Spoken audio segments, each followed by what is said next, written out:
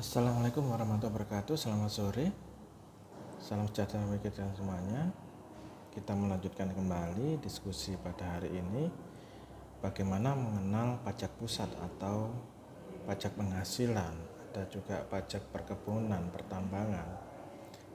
Kemudian ada pajak pertambahan nilai atau pajak penjualan barang mewah. Dan ada pajak bea cukai.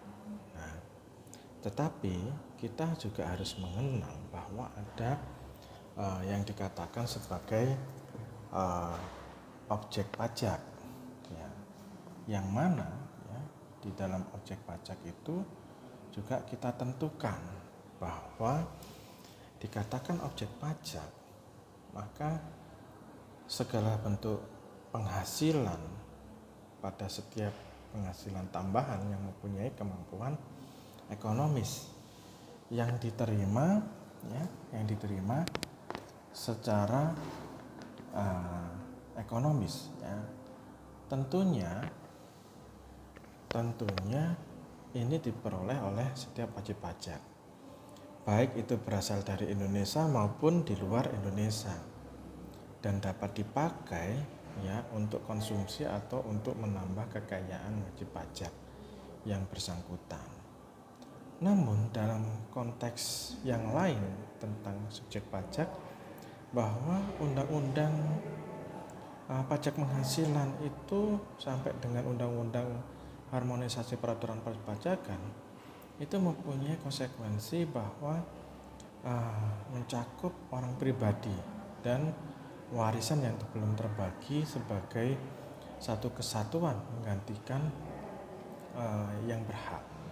Kemudian ada juga aspek lainnya adalah badan usaha atau badan hukum dan bentuk usaha tetap atau BUT yang diatur di dalam pasal 2 Undang-Undang Pajak Penghasilan.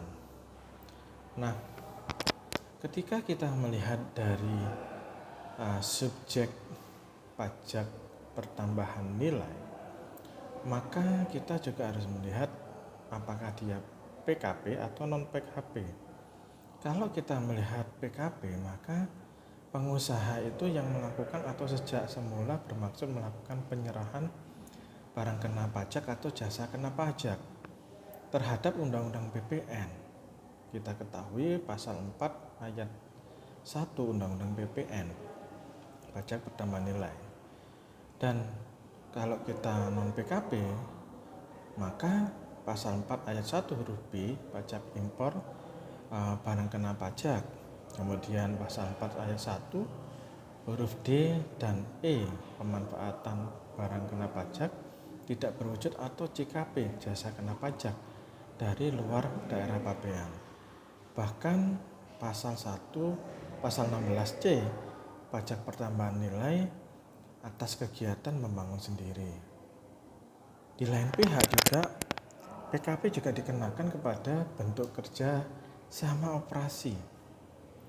Nah, sehingga ketika melihat objek pajak pertambahan nilai, maka dikenakan atas penyerahan barang kena pajak di daerah pabean yang dilakukan oleh pengusaha, termasuk impor barang kena pajak, termasuk penyerahan jasa kena pajak di daerah pabean yang dilakukan oleh pengusaha dan sebagainya.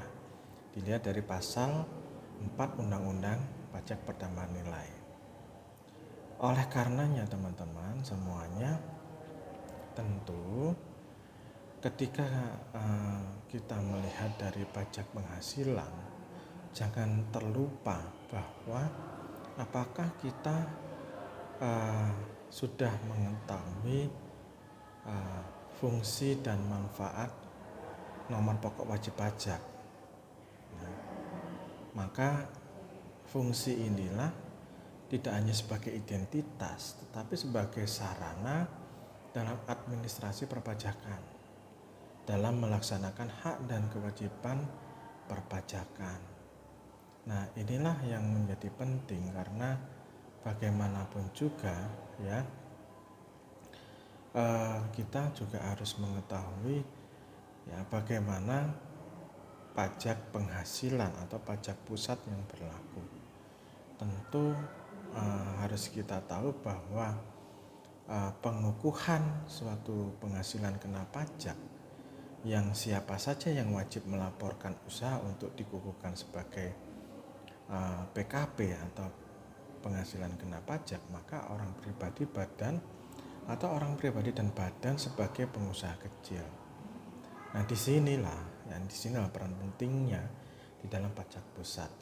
Itu saja sementara yang mungkin bisa saya sampaikan. Tetap sehat, tetap semangat, dan tetap berkaya, sahabat-sahabat UT yang saya banggakan, yang saya cintai. Terima kasih. Saya akhiri. Wassalamualaikum warahmatullahi wabarakatuh.